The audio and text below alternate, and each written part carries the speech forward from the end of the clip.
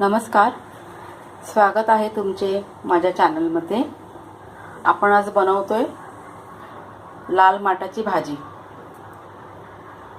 तर ही भाजी मी साफ करून स्वच्छ धुवून घेतली आहे आणि चिरून ठेवले। आता आपण पाहूया काय काय साहित्य लागते ते। तर इथे मी हे 3 कांदे चिरून घेतले, थोडीशी लसूण आणि हे 4 ते 5 हिरव्या मिरच्या आणि हे ओलं खोबरं। तर चला आपण आपली आता भाजी बनवूया। तर इथे मी आता गॅस चालू करते।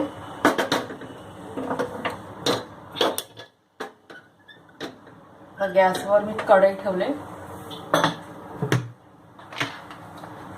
त्यात मी जवळजवळ 2 ते 3 चमचे तेल टाकते।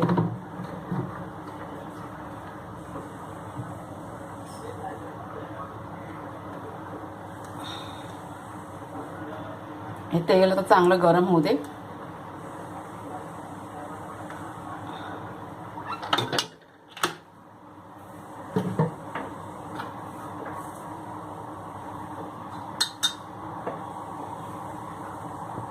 तेल आता आपलं गरम झालंय, त्यात मी टाकते थोडंसं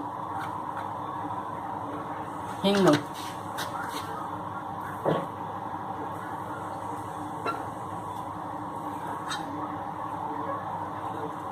नंतर हिरवी मिरची टाकते,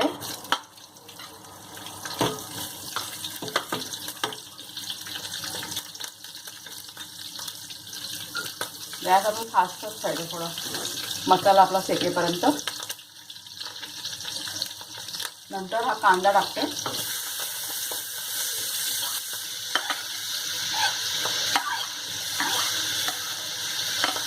लसूण,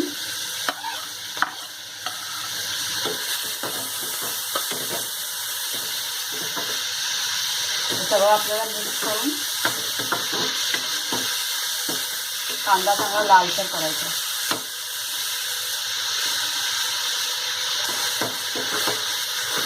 आता कांदा हा लाल व्हायला 2 ते 3 मिनिटं जाणार आहे।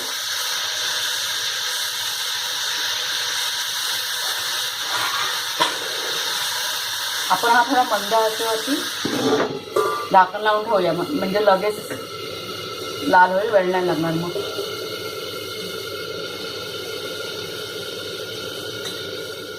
आता 2 मिनिटं होऊन गेले, आपण बघूया कांदा लाल झालाय का। झाला, कांदा लाल झाला चांगला।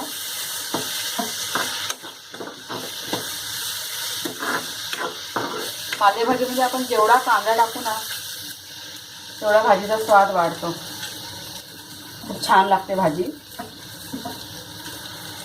आता आपण हा लाल माठ टाकूया।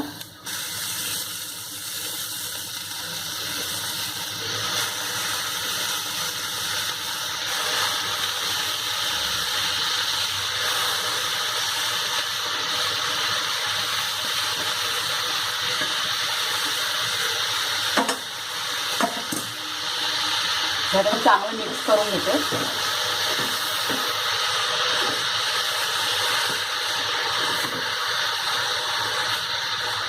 या भाजीमध्ये अगोदर आपण मीठ नाही टाकायचं, आणि पालेभाजी शिजल्यानंतर एकदम कमी होते। आता ते दिसते भरपूर कढईमध्ये। 2 मिनिटं शिजली का ते आपोआप कमी होऊन जाते, म्हणजे शिजल्यानंतर यात मीठ टाकायचं आहे। यात पुन्हा आता आपण याला झाकण लावून ठेवूया।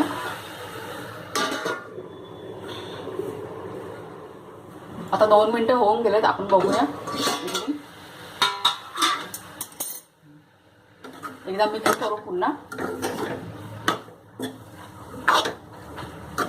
आता आपण यात मीठ टाकूया।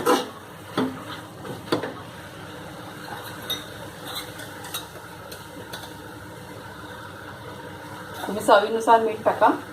पालेभाजी मीठ कधीही कमीच टाकायचं, जास्त टाकू नका।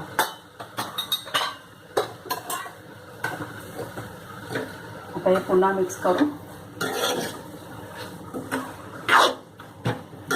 ही भाजी भाकरीबरोबर खायला खूप छान लागते।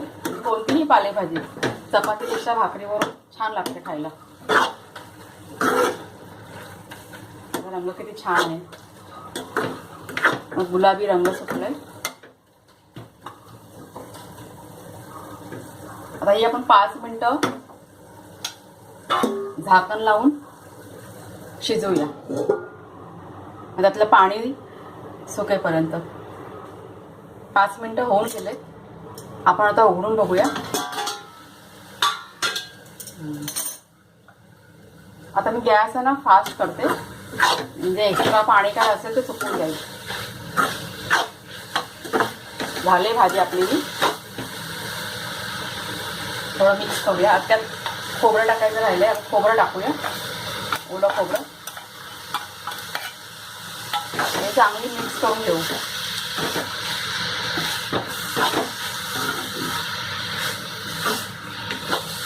तुम्हाला जर ही भाजी आवडली असेल तर नक्की बनवा. चॅनलला माझ्या सबस्क्राईब करा, आयकॉन बटन दाबा, शेअर करा, लाईक करा आणि कमेंट करायला विसरू नका.